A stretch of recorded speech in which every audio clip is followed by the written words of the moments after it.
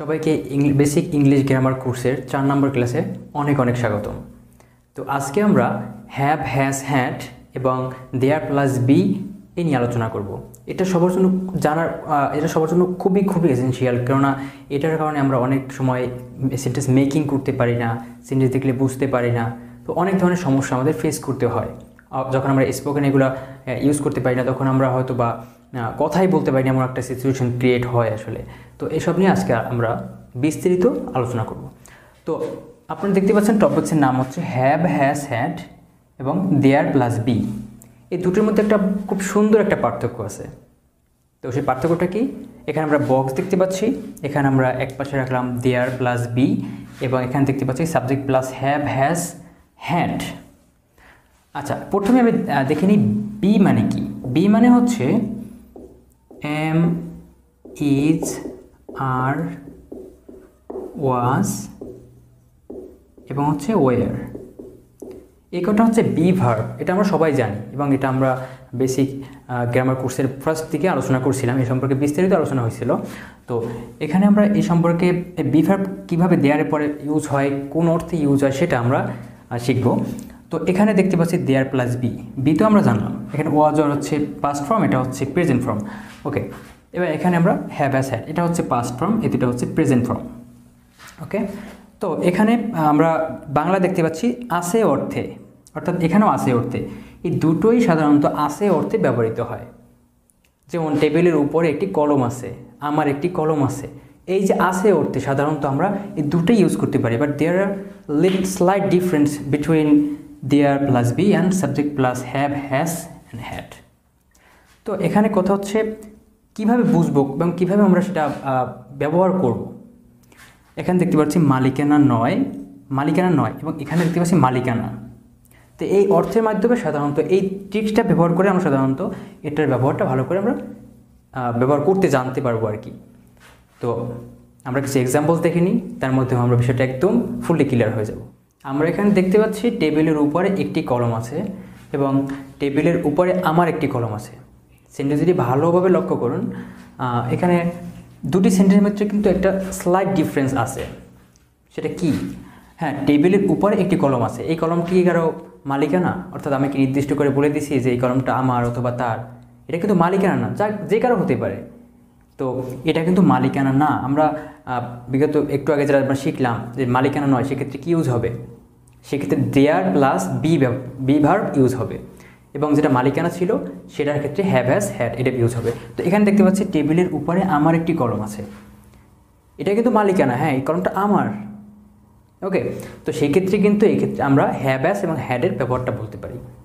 Have, has হচ্ছে present form, হ্যাডটা হচ্ছে past form. এগুলো আমরা এক্সাম্পল করতে করতে শিখে যাবো, সমস্যা নেই, একটু ওয়েট করতে হবে আসলে। তো আমরা এটা কীভাবে ট্রান্সলেশন করতে পারি? এখানে আছে দেখতে পাচ্ছি, আছে অর্থে সাধারণত আমরা জানি এই দুটো জিনিস ইউজ হয়, হ্যাভ, হ্যাজ, হ্যাড এবং দেয়ার প্লাস বি। তো এখানে যেহেতু এটা মালিকানা নয়, সেক্ষেত্রে আমরা এটাকে দেয়ার দিয়ে শুরু করতে পারি। দেখতে পাচ্ছি এখানে কোনো সাবজেক্ট নাই, এই সেন্টেন্সে সাবজেক্ট নাই, সেক্ষেত্রে আমাদেরকে ইন্ট্রোডাক্টরি দেয়ার আনতে হবে, যে দেয়ারটার কথা একটু আগে আমরা বলছিলাম, দেয়ার প্লাস বি ভার্ব। তো এখানে আমরা লিখতে পারি দেয়ার। আচ্ছা, কয়টি কলম আছে? একটি, তাহলে ইজ হবে। Am is are be verb, এখানে ইজ হবে। যেহেতু দেয়ারের পরে সবসময় ইজ হয়, যদি প্লুরাল ফর্ম হইতো তাহলে আমরা আর বসাইতাম। যদি এখানে 2টি কলম বা 3টি কলম এরকম হইতো তাহলে আমরা এখানে আর ব্যবহার করতাম, কিন্তু যেহেতু একটি কলম সেজন্য আমাদের এখানে ইজ ব্যবহার করতে হবে। সো দেয়ার ইজ, কয়টি কলম? There is a pen. কোথায়? টেবিলের উপরে, অন দ্য টেবল।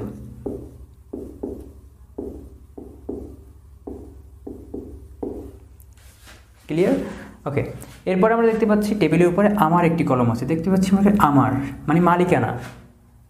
তো এই মালিকানার ক্ষেত্রে সাধারণত কীরকম করতে পারি? এটা হচ্ছে হ্যাভ, হ্যাজ এবং হ্যাডে ব্যবহার করতে হবে।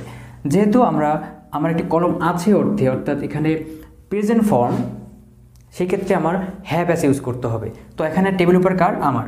সাবজেক্ট আমি লিখবো আই। সাবজেক্ট ছিল subject plus have, has, had, কিন্তু এখানে প্রথম আমরা বসাইলাম সাবজেক্ট হচ্ছে কি আই, আমার, আই। ওকে, তো তারপর আয়ের সাথে সাধারণত কী ব্যবহৃত হয়? আমরা জানি আয়ের সাথে হ্যাভ ব্যবহৃত হয়। আমি এখানে ছোটো করে লিখে দিচ্ছি, আয়ের সাথে সাধারণত আমি হ্যাভের ইউজটা দেখাই দিচ্ছি। হ্যাভ, একটা হচ্ছে হ্যাজ। হ্যাজ হচ্ছে he, she, it are all name, যে কোনো নাম। অল নেম মানে হচ্ছে যে কোনো নামের ক্ষেত্রে সাধারণত এখানে হ্যাজ ব্যবহার করতে পারি, আর বাকি সকল ক্ষেত্রে আমরা হ্যাভ ব্যবহার করব। তো এখানে আমরা হি, শি, ইট, অল নেমের ভিতরে কি আমরা আই দেখতে পাচ্ছি না, সেক্ষেত্রে আমাদের হ্যাভ ব্যবহার করতে হবে। আর হ্যাড সাধারণত এটা পাস্ট ফর্ম, যদি এটা অর্থ হয়তো ছিল, অর্থাৎ আছে না অর্থ না হয় যদি হয়তো ছিল, সেক্ষেত্রে আমরা এখানে এটা ব্যবহার করতে পারতাম হ্যাড। কিন্তু যেহেতু এটা প্রেজেন্ট ফর্ম আছে অর্থে, তাই এখানে আমাদেরকে হ্যাভ ব্যবহার করতে হবে। সো আই হ্যাভ, কী ছিল, আই হ্যাভ আ পেন। কোথায় ছিল, টেবিলের উপরে, অন দ্য টেবল।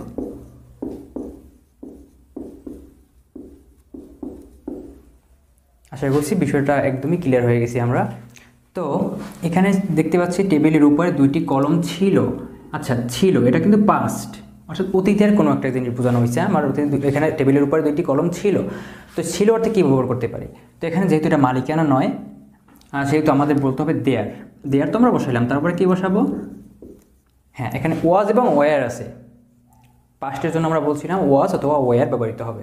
তো সেক্ষেত্রে আমাদের ওয়াজ ব্যবহার করবো নাকি ওয়ার?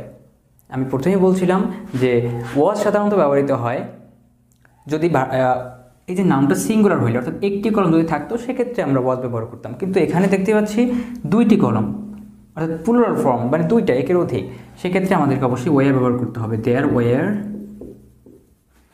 2 পেন্স, 2, তারপর পেন লিখলে কিন্তু হবে না, পেন্স লিখতে হবে। 2 পেন্স কোথায় ছিল? টেবিলের উপরে, অন দ্য টেবল।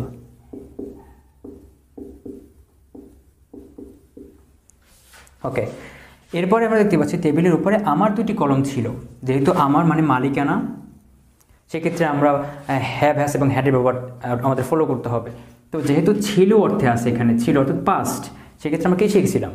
হ্যাড ব্যবহৃত হয়, তো আমরা হ্যাড ব্যবহার করব। টেবিলের উপরে আমার 2টি কলম ছিল, অর্থাৎ I had 2 pens on the table.